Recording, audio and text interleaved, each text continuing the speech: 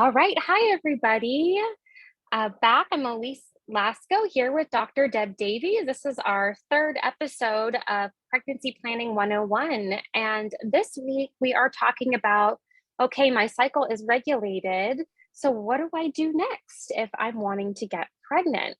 So hi, Deb. Welcome. Hello, Elise. How's it going? Oh, pretty good. How about you? Good. I'm so excited to answer more questions and get this information out to women. We really need to know and understand this info. Yes. Okay. So let's just recap a little. So, our last talk, if anybody missed it, there's a second episode in this particular series that you can go back and watch it. But we talked all about regulating the cycle last time. And just a quick little recap on that. So, Deb, you said last time a regular cycle is about 28 days, no clotting, solid red blood, and no spotting. And so, my curiosity now, so once your cycle is regular, what are just some things to do so that you can stay regular? How do you just maintain that? Yeah, no, that's a really good question. And really a good period is it's just going to bleed and it's just going to come and it's not spotting on either end. It's fresh red blood, 3 to 5 days, and then just stop without the debilitating pain, all of those things. So that's wonderful. Maybe you got some acupuncture, you did some herbs, some nutrition. So I think, caring for yourself to maintain the overall health of your reproductive system and your menstrual health is taking care of your body when you are menstruating, especially, and really listening to your body. Chinese medicine, East Asian medicine, it's all about nature and mirroring nature as much as possible. So you know how when you're tired, but yet you keep pushing yourself all the time. So when you have your period, especially, maybe you sleep a little more, maybe you're napping, and you give yourself a little bit of space to say, that's okay. Maybe you're not going to CrossFit doing the crazy exercises that you do 5 days a week, most of the month. Maybe you're doing some yin yoga or you're doing some qigong, something a little bit more gentle. Um, and then and then nutrition as well. Our body really likes warmth. And when you think about fertility, especially, I love the saying a bun in the oven because everybody kind of knows that or understands that as it relates to pregnancy. And a bun does not grow well in the fridge. So, really thinking about warming your body up so that the foods that you're eating, the liquids, all of the things that you're consuming are warm, nurturing your body, and not having iced beverages or lots of ice cream. 80/20, of course, like a little bit here and there, but maybe if you're going to have a salad, you have some grilled chicken with that. Or if you're going to have a smoothie, you're going to have some ginger tea, some kind of ways to keep your body warm and to literally preheat the oven, especially if we're talking about Mm, fertility. I Um, love that. Preheat the oven. You we're have to gonna warm preheat. it up, yeah. And other things like hanging out with nurturing people and doing nurturing activities, doing things you really enjoy, being more in tune with, like, you're invited to all these things and you don't really want to go, so don't go. You've always wanted to try gardening or singing lessons or something, so do it, try it, kind of thing. Mm. um, Being mindful of things like scary movies. I learned this actually when I was pregnant the first time. And from Chinese medical perspective, fright scatters fear. So it kind of like, you don't want to scatter your energy, your chi, especially when you're trying to conceive or when you are newly pregnant. So, watching funny movies and just enjoying life, really trying to Mm. be in nature and in tune with yourself and your partner, especially. I love all of those things. Yeah. It is again, like we talked about last time, it's these little lifestyle changes that really do just make a big difference. And it's like you've also said, is getting pregnant and the cycle is about overall health as well. And I think that's something really important to note Yeah. in well-being.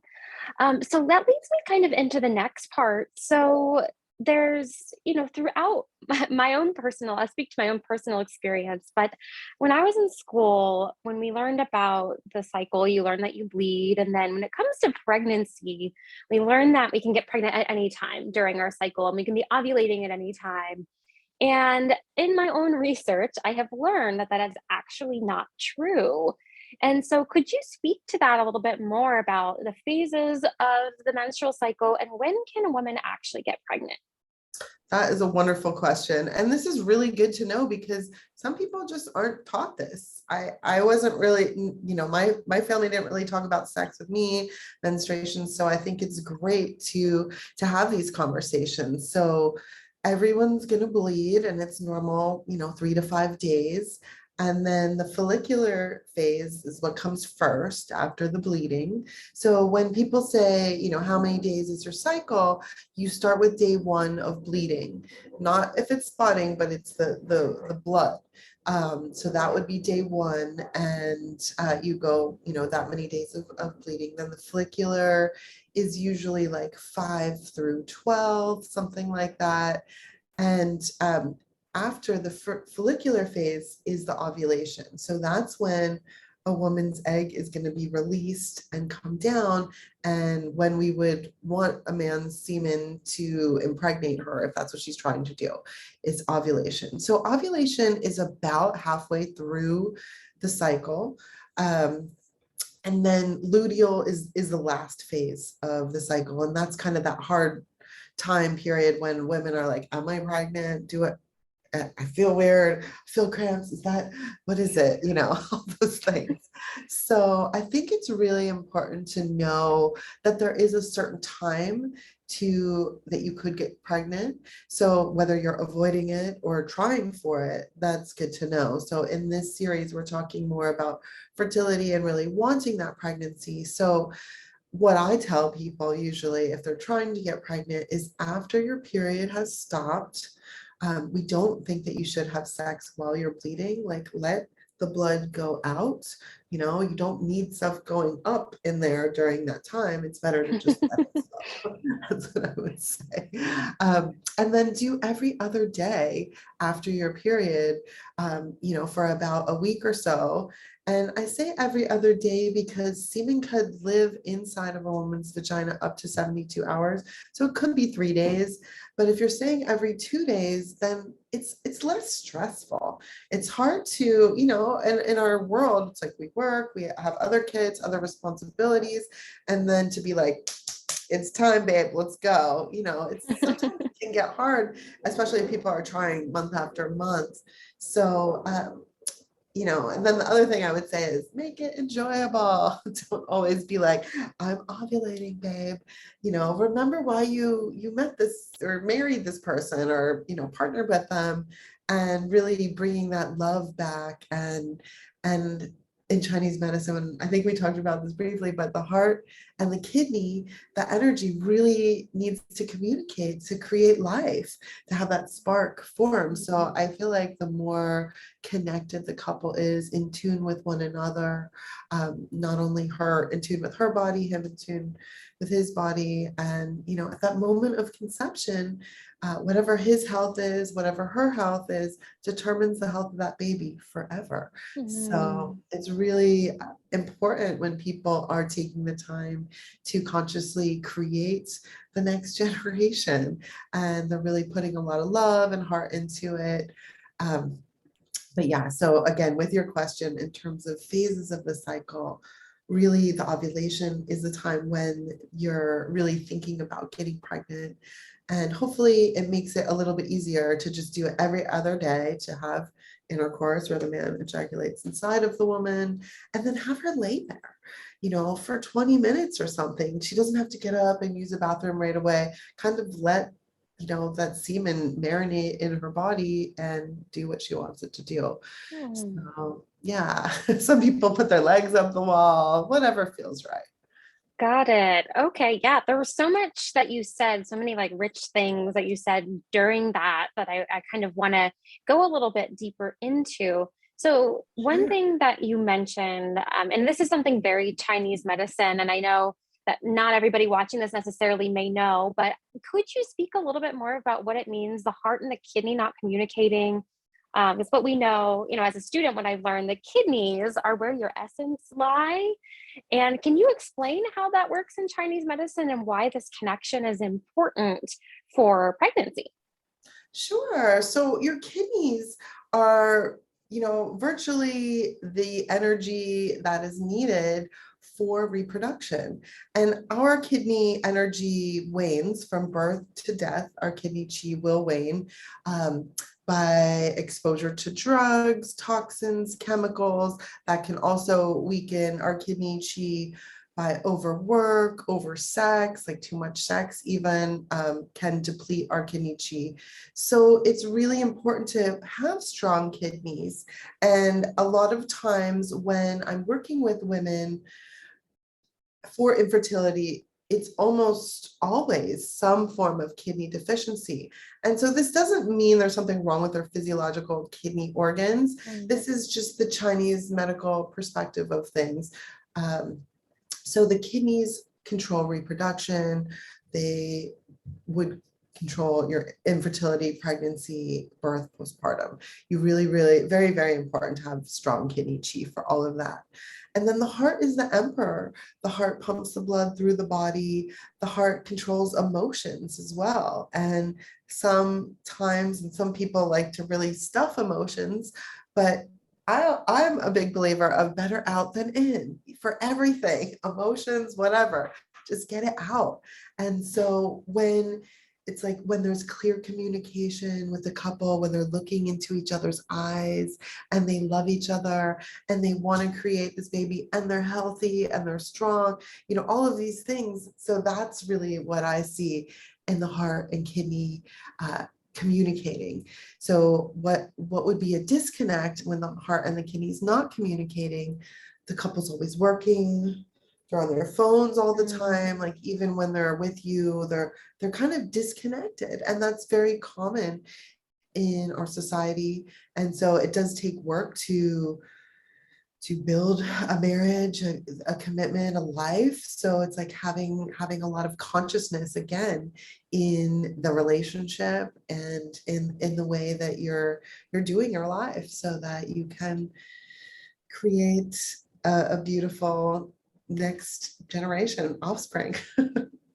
Yeah, wow. I love that so much. That's the beautiful thing about Chinese medicine is it really is so poetic to talk about the kidney and the heart communicating and just explained that really beautifully. And I love that. So thank you for clarifying that more. And so, Sure. yeah, another question I do have. So we talked a little bit about, ovulation, and you said you suggest women who are trying to get pregnant to have sex every other day. And I also know that there's a specific fertile window leading up to ovulation. Can you speak to that fertile window a little bit more? And, what if somebody wanted to plan specifically in that window? Do you recommend that as well? Well, the fertile window is kind of the period of time when a woman is ovulating. And one of the questions I would ask clinically when somebody was coming to me for the first time as a new patient, I would ask them, do you see cervical mucus? So what is cervical mucus? Cervical mucus is a discharge from the vagina that comes out when you are ovulating. And it's kind of egg white. If you were to touch it, it might be stringy. So some women get confused if it's semen or if it's cervical mucus, because if they're having a lot of sex, it can be a little bit confusing. But if you pay attention, you'll start to notice. And so some people will see it one day, some people will see it 2 or 3 or 4 days. So that is a very good sign of reproductive health. If you are seeing that cervical mucus, that is going to be your fertility window for sure. And so again, the sperm can live inside of the woman's vagina up to 3 days. That's for, a perfectly healthy man. So some people are doing it every day. So I recommend every other day because it gives both of them a break. But then it just depends on the couple. If someone's already having sex every day or multiple times a day, they're going to do what they're going to do. But that Sure. would be that fertility window when you are seeing the cervical mucus. That is a really good sign. And then oftentimes women are horny, like when they're ovulating. It's just kind of nature. And it's almost like the one time, you would have sex in a month, if that was how often you were having sex, would be when you're ovulating. So it's kind of like nature. Again, procreation, like, oh, I actually, so Yeah, it's the way nature is supposed to work. It has to be fun, or else we probably wouldn't do it, right? Awesome. Okay, so my next question, so say, a couple is regular, the cycle is now regulated. They're following all of these steps, or I don't want to say steps and it makes it sound like work, but they're really you're in tune with your body. You're, seeing cervical mucus, you're having sex within that window and, during ovulation. In your experience, how long does it approximately take for someone who's newly regulated their cycle? How quickly can they get pregnant usually? Does it range? Or what is the average that you've seen? I think it definitely ranges. Would be determined from several things. The state of both, the health of both of the couple, for sure. And I've worked with so many different couples over the years. So I feel like if somebody is under 30, really no health issues, that they could get pregnant, within 3 to 6 months.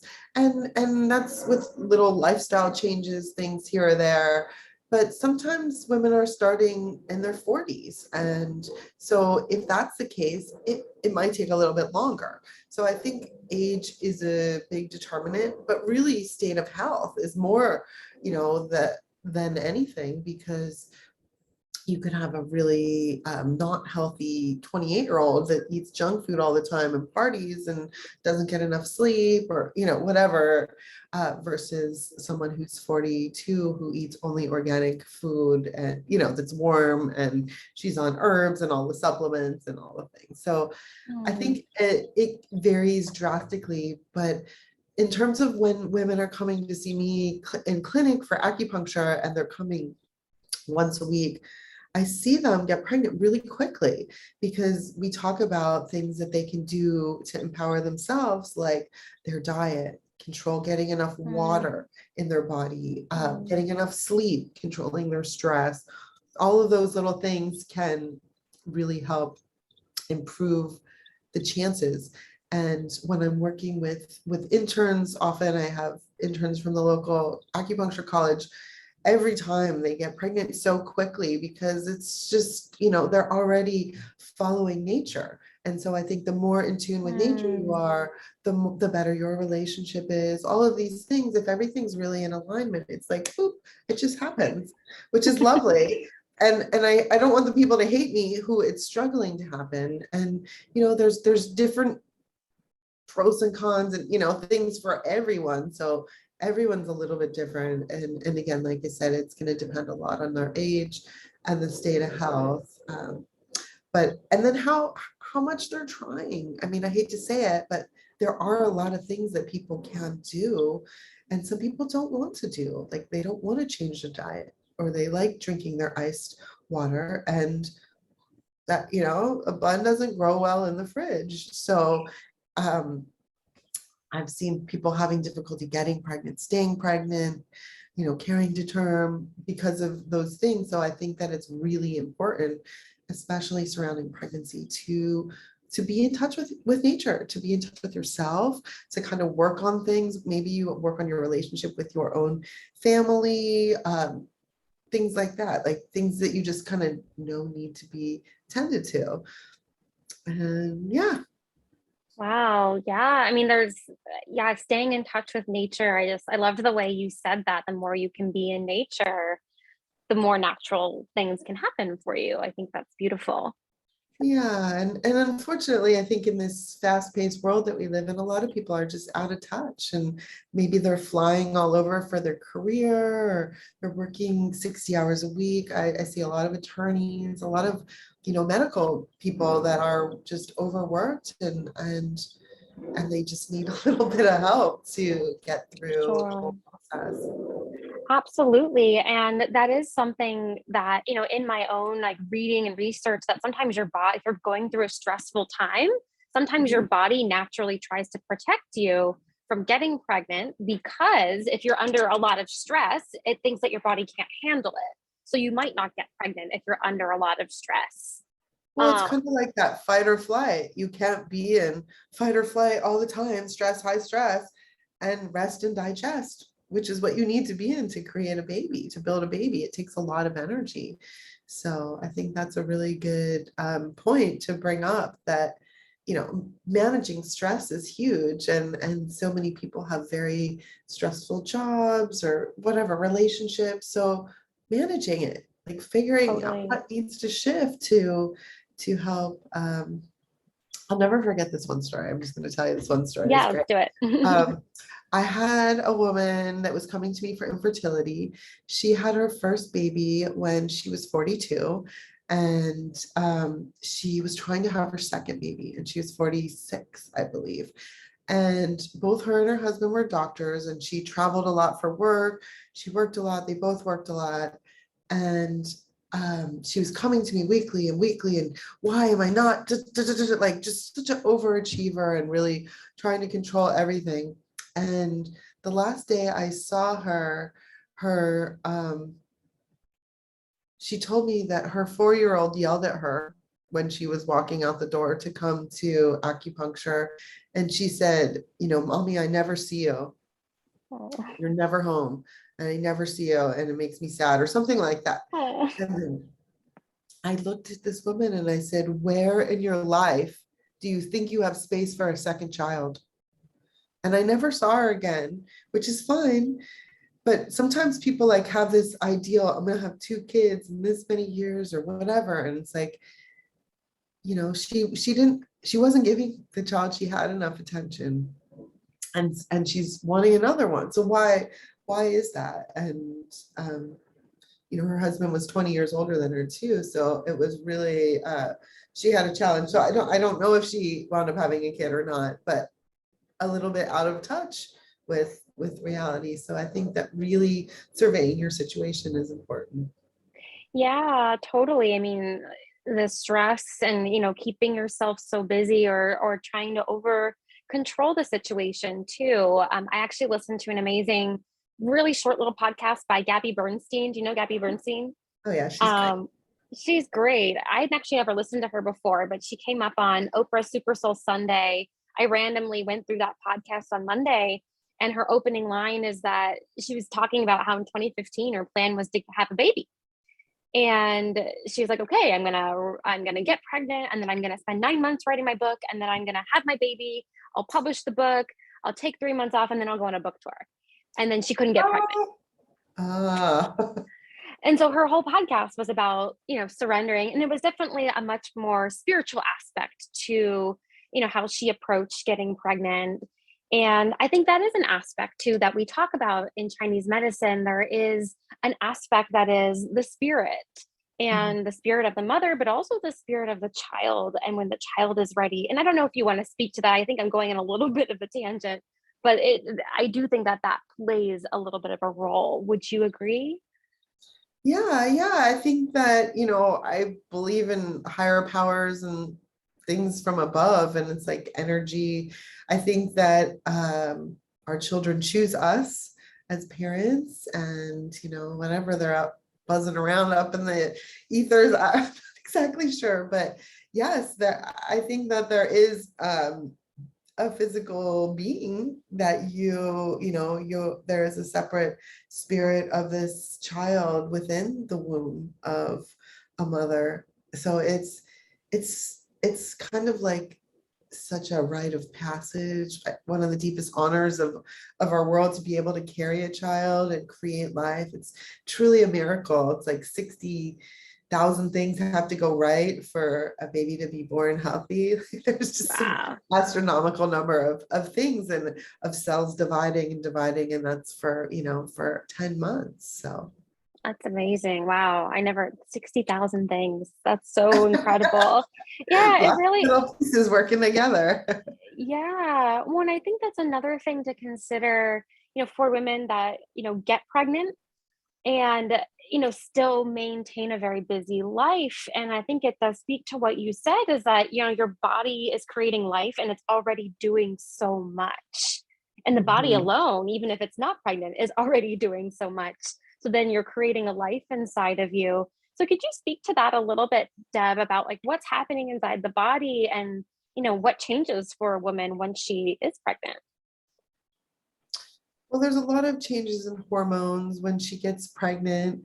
So there's so many things that happen. I felt personally when I became pregnant, I knew that moment, like so strange, but I felt like a Mm. spark of life or something. So it's amazing how some people it can shift immediately. Some people will feel it, before they test positive, where, we hear stories of women giving birth and they didn't even know they were pregnant. So it's like Yeah. everything in between. So, so to, to answer the question, I'm not exactly sure if I Oh, understand it I think just right in or if I was. general, yeah, what for women, to slow down, I think once they get pregnant, I think there's still that expectation, up until giving birth that you still do. And I'm curious to know I what your suggestion is on once women are pregnant. Yeah, I think it's really important for people, again, to have consciousness in their lives, conscious conception, conscious pregnancies, conscious births. Um, so the more in tune she can be with her body, the better off it's going to go. And so it's always a really interesting time for women because here in the US, it's like we are taught to just go, go, go, go, go. And, from 18 to right off to college to working to then we're working and building our families. And so the idea that your body is working 24/7 from the minute that you conceive, like that's a reality. So a lot of women will feel extremely tired. And it always makes me laugh because when women are coming in for infertility and they're working their 60-hour-a-week job and they're doing this and doing that, they're like, I'm so exhausted. Like, you think you're tired now? Wait till you're pregnant. Like, because it's kind of like times 10, because you're building a life. And so slowing down. I wind up Mm, having this talk with a lot of people of like, where they come in and they're crying because they're just kind of overextended. And so it's like, this is your new reality. It's time to announce to the world that you're pregnant and let people know why you might not be showing up to work on time in the morning or whatever it is. And maybe you can work from home. Maybe you can change your diet. Like there's so many things that is available to us to help us, especially post-COVID, like in the way that workplaces started shifting. There's just so many things to potentially reducing the number of hours. Maybe the partner takes up some slack. Maybe there's some family. It takes a village to raise a baby. And the minute you're pregnant, like call in that village. You gotta be like, hello, come on over, let's play. Because it takes a lot. And so whether, people are helping you with cooking, with cleaning, with whatever, like reducing your expectations of yourself and to be able to say that to your partner, to your family, no, yeah. or we're not coming. Thank you for the invite. Mm, We're not mm, able to make it. Have a great sure. time. Something like that, which a lot of people that's really hard to do is to say no. And so realizing like you're going to have to say no to something. So if you keep saying yes to everyone else, you're saying no to yourself and your baby. So that then you're going Mm, to feel terrible. And sure. so, so slowing down is super important, really kind of tuning inward and as people progress in the pregnancy, some people have a really hard time. Some people have a very easy time. Everyone's different, and it can even vary pregnancy to pregnancy in the same woman. Um, but most of the time, after gaining 20, 30, 40 pounds or more, at the third trimester, a lot of women are slowing down. So I say about 28 weeks, you're hitting your third trimester. You know, anything you can do to get help. I remember being pregnant and saying to my husband, anything on the floor is your responsibility from now on. And I just couldn't bend over. That was really hard for me. So I don't know. You know, just getting help, asking for help was really, really Sure. able to actually ask for what you need and realize what you need. Yeah, absolutely. I think that's something that it doesn't come natural to us. And especially for women, we're so used to doing everything and, caring for everyone. Um, Yeah. okay, so I do have one more question, Deb, just to go a little bit back a little to what we talked about earlier about getting pregnant during the fertile window ovulation. So for women that are trying and say that they've been trying during their fertile window and ovulation, and then it's just waiting, right? Because typically you're not going to know until you miss your period. So what suggestions you have to women once they're in that kind of in between of like, I don't really know, anything That's a that you great suggest question. for them Yeah, to that do 2 or week to avoid? wait is treacherous for some people. It's just so challenging. Well, first of all, have not seen many, I have not seen any tests, any early pregnancy tests that you would pee on at home, uh, test positive before you miss your period. So do not waste your money. I don't even understand how that one company can market it and say that it works, because nobody in the 20 years of treating women, I've heard anybody test positive before they miss their period. So I think that if you really, wanted to know, you can get a blood test from your doctor. Um, anyways, so things that people can do at home during that 2 week. One is you kind of want to act as if you are pregnant. So maybe you are not running. Like maybe if you're a runner, maybe you're not running for that 2 weeks. Maybe you're doing something less impact. Maybe you swim, or maybe you're doing yoga or something like that. Um, and just being a little bit more mindful. You're not partying, you're not pushing yourself. And, if you're going to have a glass of wine with dinner, that's totally fine. Um, for most people, I would say. But, I think just, again, being mindful, paying attention to your body, to nature, not having crazy, wild sex. Like maybe you're taking it easy, because if you think about this new, if the sperm and the egg created a cell, and we're starting with the cells dividing, I like to think of it like a puff, like a little cotton ball. It's so delicate up in there, so you don't want to have crazy wild sex during those 2 weeks. Maybe that could jar the pregnancy. And unfortunately, I've seen that happen. Once I had a patient who had she was a little woman, she had a very large partner, and she had an early miscarriage. And she said, I didn't even realize that could be a thing. And, I think that just depending on the size difference, the force, all of those things, all things to consider. So just being a little bit mindful. Um, again, surrounding yourself with nurturing people, activities. You don't want to get scared, and, that scattering your chi, again, because that little tiny, tiny cells dividing, that little tiny baby is so delicate in the beginning. So just treating yourself with kid gloves and being easy on yourself, kind of motherhood's a time of unknowns and you're no longer in control. So it's a process of surrendering, kind of just like going within. Maybe you start meditating, maybe you start, journaling, things like that. Those are all good yin activities that don't require a lot of energy, and maybe it's more thought using your mind instead of your Mm. physical body.